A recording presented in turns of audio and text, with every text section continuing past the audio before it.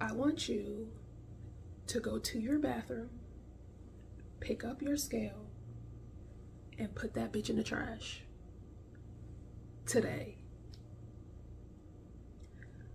When you hear that, or when you think about that, when you think of not getting on the scale every day, not checking your weight on the scale regularly, what thoughts are coming up? What feelings are coming up? What is happening? What sensations are you feeling in your body? And where are you feeling them? If you are watching this video, we are going to take a few collective breaths together before we get into it. So I invite you to find some length into your spine.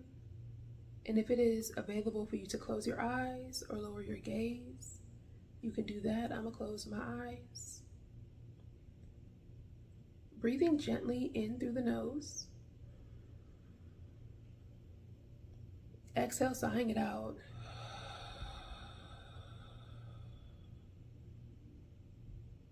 Inhale through the nose.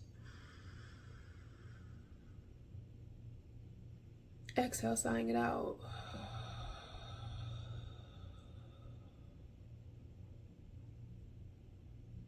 Inhale through the nose. Exhale, sighing it out.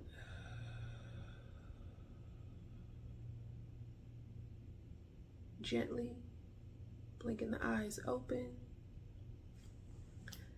Thank you for joining me today. If you are new here, welcome. My name is Nikki, and I help Black women to create more loving and compassionate relationships with their bodies. And we do this through restorative yoga, yoga in general, meditation, breath work, some creative endeavors, and mindfulness. The intention here is to create and invite in some more loving kindness for our bodies. And so the invitation is for you to not get on the scale every day, to not get on the scale every other day.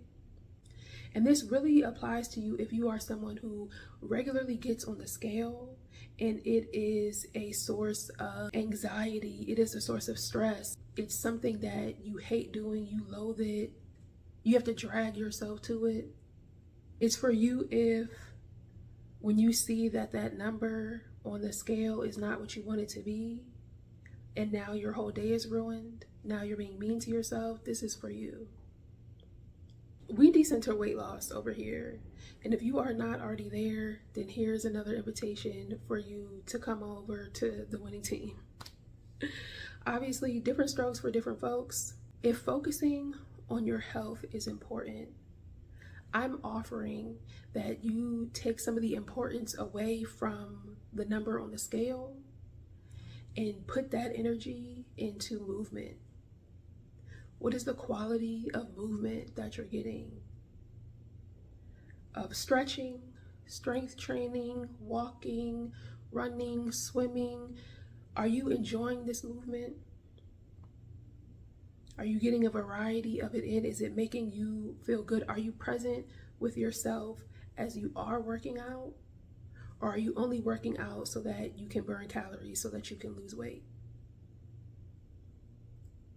That is robbing you of joy and of a connection with yourself. In yoga, there's a term asteya. That's a yogic principle, which means non-stealing. So this relationship you have with working out that is causing you to be so hard on yourself, you're stealing from the joy of connecting with yourself. Can you use your energy to prioritize water, to prioritize the quality of sleep that you're getting? Can you focus on the quality of nourishing foods, of what you're eating, of how it's making you feel? Can you bring your awareness to setting some boundaries in your life?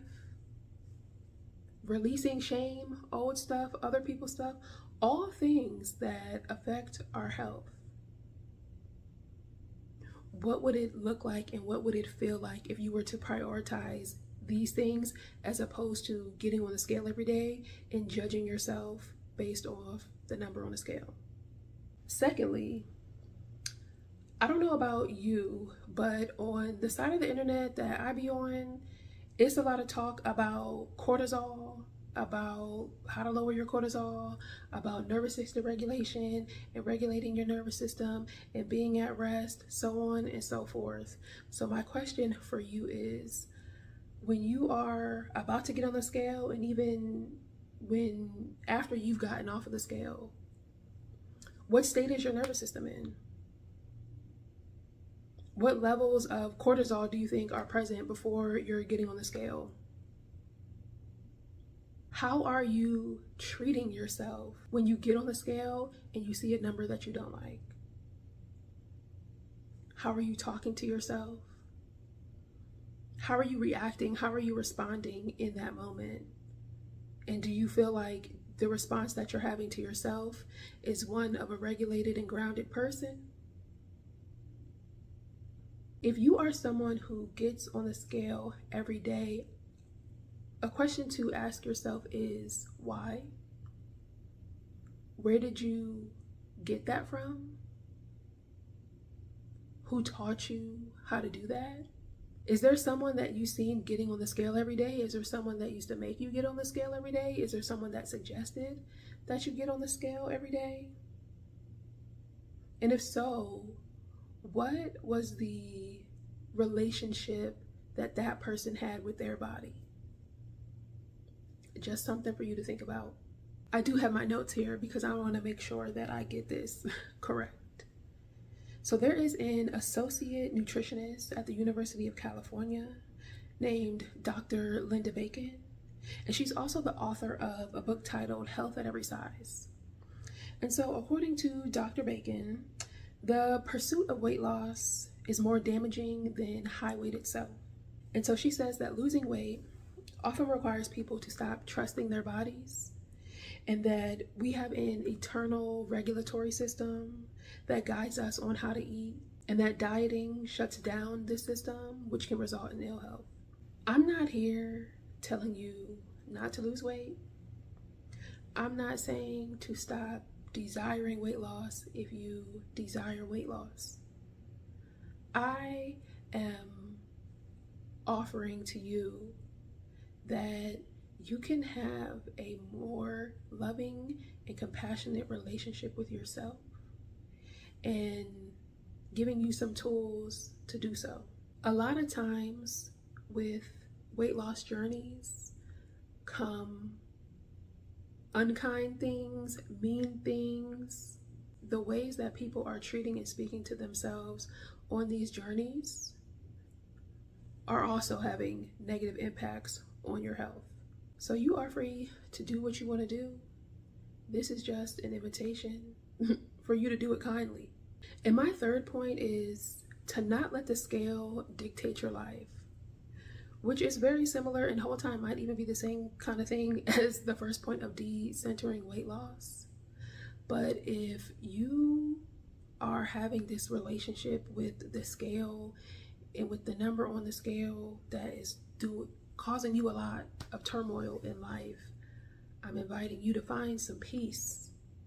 There was a time, I don't know how many years ago, but this was back when BuzzFeed would do like videos, and they still might be a thing. I'm not tapped in with them if they still are, but it was a bunch of ladies, and they in the video they were busting up the scale with like a sledgehammer. And I remember watching it and I was like, oh yeah, like I need that energy, you know? Something about it just really, it spoke to me. And so I remember I had grabbed my scale and I took it outside in the driveway, and I had a hammer, and I was attempting to bust that joint up, but I was doing nothing because I in fact needed a sledgehammer. Those things are sturdy, and that little hammer that I had wasn't doing about nothing. I was trying though. I did bust up that little screen as much as I could, but it was still kind of cathartic and I remember I had posted it on Instagram and everything, like a story or something. I don't even know if I still have the video, but it felt good in the moment because I'm like, yeah, this scale can go to hell.